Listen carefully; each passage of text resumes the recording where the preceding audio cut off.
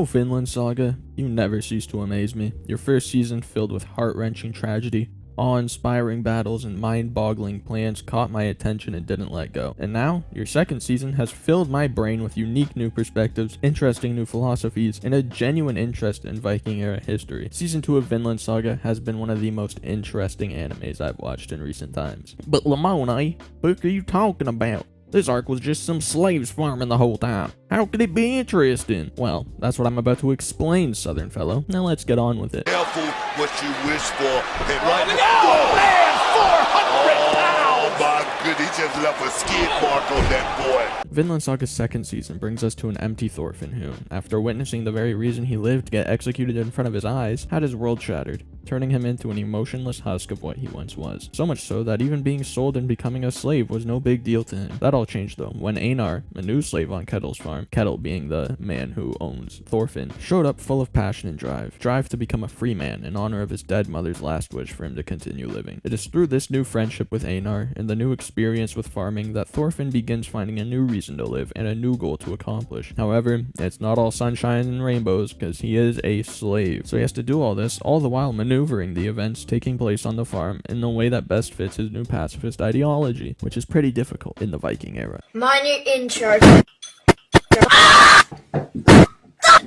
Vinland Saga Season 2 does a lot of things well, especially the animation. Every important scene is met with the most beautiful landscape, amazing lighting, and some of the most highly detailed art I've seen in an anime in a long time. Every episode has scenes that could easily be screenshotted and turned into a wallpaper right there and then. No edits, no nothing, just boom, screenshot, oh that's my wallpaper now. They also nailed the fights once again. I don't know why I'm saying once again, it's a different studio this time, but you know what I mean. It's hard to top what Wit did, and don't get me wrong, they didn't top what Wit did in the first season, but that's because the first season was mainly about fights. Even still, the fights this time around were nothing to scoff at. It's just kind of hard to compete with shit like this. Anyways, regardless of its comparison to the first season, the fights were fluid, well choreographed, and every hit had that gruesome impact that Vinland Saga fans have come to know and love. Similarly, on the production side of things, the music was also great, be it rallying armies, sad deaths, or touching reunions. Every moment had an amazing track that backed it so beautifully, exponentially increasing the emotion and passion in said moment. So, safe to say Mappa didn't pull any of their punches when it came to animating this beautiful show. But that doesn't mean that it wasn't without flaw. Now, in terms of issues, there aren't many. In fact, there's really only one that I ever noticed, and that was the patches of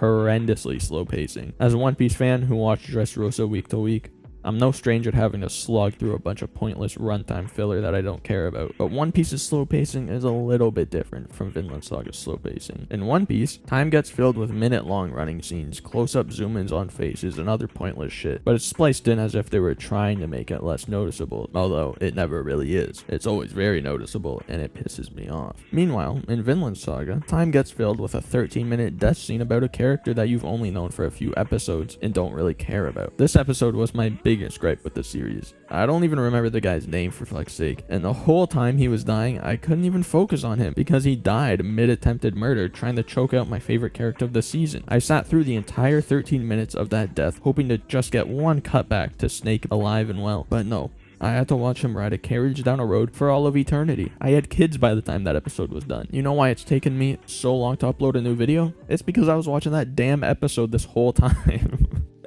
No, I'm just kidding. But yeah, that was the biggest offender, I feel like, of the bad pacing, was just Garter is his name. The longest death scene known to mankind. Anyways, enough of the complaints now. Let's get into the meat and potatoes of this season, the plot, which there is a lot of. Excuse me while I whip this out.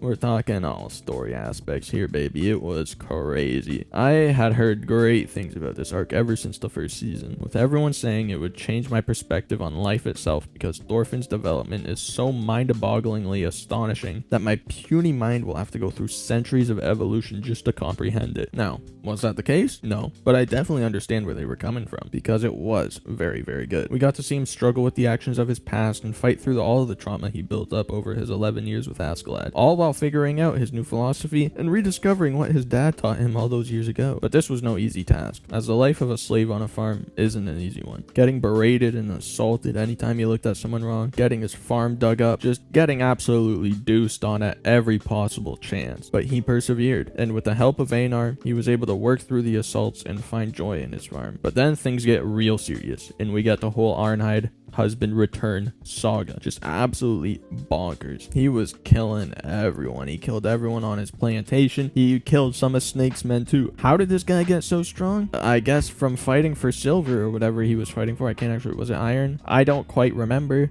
which is probably not good. But then, after killing all those people, Garter proceeds to get captured by Snake, then released by Arnheid. And this is where Thorfinn's ideology really gets challenged. As him, Einar, and Arnheid try to sneak the heavily injured man off the plantation, Snake figures them out, and he gets all up on them, ready to kill Garter with all his might. He's like, I will not stop until I kill that fool Thorfinn, so get the fuck out of my way. But Thorfinn's like, nah, you pussy, I can't be doing that. Fight Snake, save Garter, lose his pacifist ways, or keep it up and allow Garter to die. Seeing these kinds of internal conflicts within Thorfinn was fantastic, and probably the best part of the whole season. Anyways, speaking of Snake, he was sick as fuck. With Thorkel not in this season, Snake was easily my favorite character. Yeah, Thorfinn was great, but I got a thing against main characters for some reason where they can just never be my favorite. Snake's relationship with the old master, Thorfinn, and everyone else on the farm was probably one of the most interesting parts of the season, of course, besides everything Thorfinn went through. And it was great to see his mysterious background unfold as the story progressed. The fact that he was a warrior for the Roman Emperor is really cool,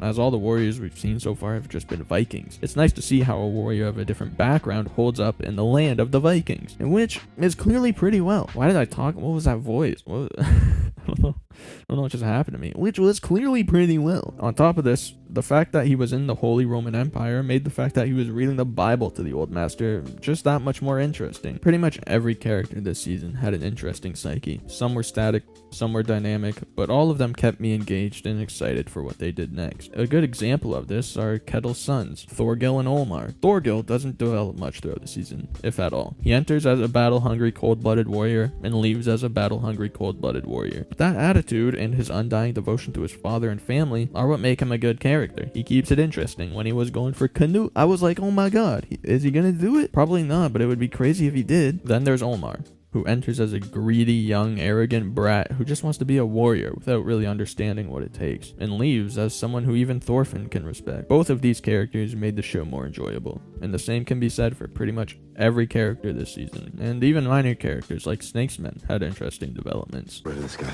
Oh, God.